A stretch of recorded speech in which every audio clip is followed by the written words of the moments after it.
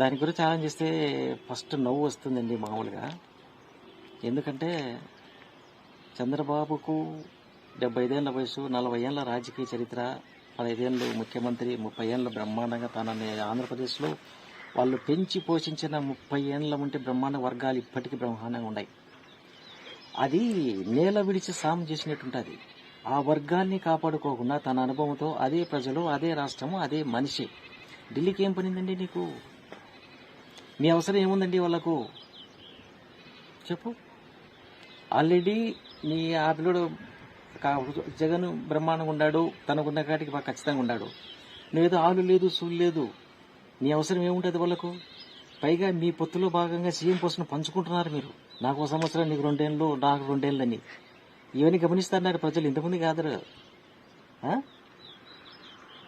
వెంటనే ఇప్పుడు బ్రహ్మాండమైన కమ్యూనికేషన్ ఉంది.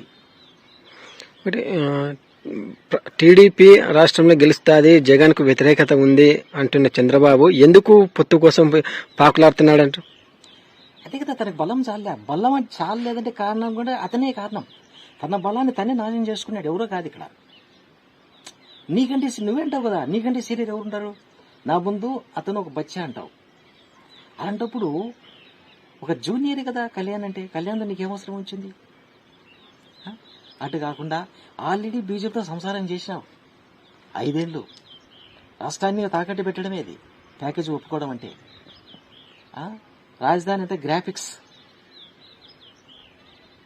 ఏదో పెద్దలు చెప్తా ఉంటారు, చేసిన చేసినంత మహాదేవా అని. నువ్వు చేసింది నీకే ఫలితం అంతే. జనసేన సపోర్ట్ ఉంటుందా అంటే గ్రౌండ్ లెవెల్లో టీడీపీకి? ఆ విషయాన్ని గురించి ఆలోచన చేస్తే ఇక్కడ కులాల సమస్య వచ్చి పడింది జనరల్గా. ఎందుకంటే కాపులు బాగున్నారు, మెజారిటీ ఉన్నారు, ఆర్థికంగా బాగున్నారు.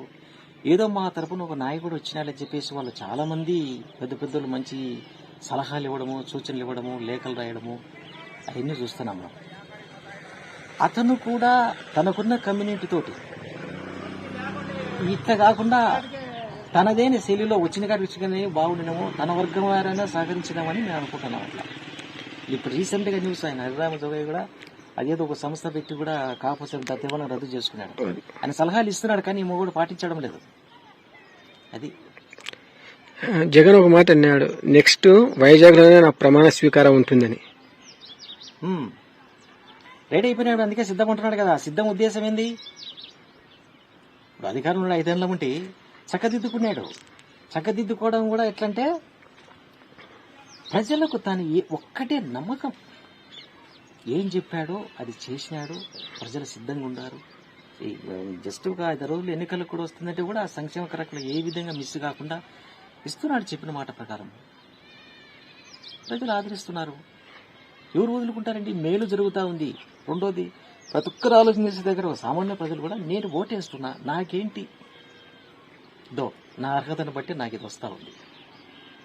ఇంతకుముందు ఏం లేదు, దాన్ని వదులుకోవడానికి సిద్ధంగా లేదు. కానీ వీటికి అనేది కాదు, నెక్స్ట్ కూడా ప్రజల తరపున నుంచి ఏదన్నా ఫీడ్బ్యాక్ తీసుకుంటారని కూడా ప్రజలు ఆలోచన చేస్తున్నారు. నెక్స్ట్ ఏదైనా సంక్షేమం అరేంజ్ చేస్తే ఇదో ఈ ప్రాంతానికి ఇది అవసరము, ఈ ప్రజలకు ఇది అవసరము అనేది కూడా ఆలోచన చేస్తున్నారు. ఇక వచ్చి ఆంధ్ర ప్రజలు ఒకనాడు ఎన్టీఆర్ అరివీర భయంకరుడైన ఎన్టీ రామారావు గారు ఆ తెలుగు వారిని తాకట్టు పెట్టారని, ఆత్మగౌరవం తాకట్టు పెట్టారు. ఆయనంటే ఈ మగోడు నిజంగానే పెడుతున్నాడు. ఎన్టీఆర్ చూపినటువంటి వచ్చినాడు, అడ్డపెట్టుకున్నాడు, అదంతా పెద్ద కథలు అవన్నీ. కానీ ఆ పద్ధతులు ఏం పెట్టలేదు, ఆ బేసిక్స్ అన్ని పోయినాయి, ఫెయిల్యూర్ అయిపోయినాడు. తనకు సీనియారిటీ పనిచేస్తున్నాడు అనుకున్నాం. 2014లో కూడా అదే సమస్యే. అరే రాష్ట్రం విడిపోయింది, ఇబ్బందులు ఉన్నాం, ఏదో ఒక సీనియరు ఏదో కొద్ది వరకు తోడ్పడతానులే, రాజశేఖర రెడ్డిని కోల్పోయినాం, తనతో సమానమైన వ్యక్తి ఏదో చేస్తానులేని ఆశించినాం. ఏం సున్నా. అన్నిసార్లు ఢిల్లీ పోతే వాళ్ళు పర్మిషన్ ఇవ్వలేదంట. ఆ స్పెషల్ స్టేటస్ కోసం అది కూడా కాకుండా కేవలం ప్యాకేజీకి ఒప్పుకోవడము, దాన్ని నిరుత్సాహపరచడము, రాజధాని అంతా గ్రాఫిక్స్ చూపించడము. ఏం చేస్తే ప్రజలకు అర్థమవుతుందండి? ఇప్పుడు ప్రజలు బలోపేతులైనారు, బాగా డిసైడ్ చేసుకున్నారు ప్రజలు ఎవరికి ఓటు వేయాలని. నాయకులు వాళ్ళు అనుకుంటున్నారు మా ఇష్టానికి పరిపాలన అంటే హైదరాబాద్, ఢిల్లీ అనుకుంటున్నారు వీళ్ళు. అట కాదు, ఇది ఈ మారుమూల గ్రామాల్లో పాలన అంటే గ్రామాల్లో ఆలోచన శక్తి పెరిగింది బాగా.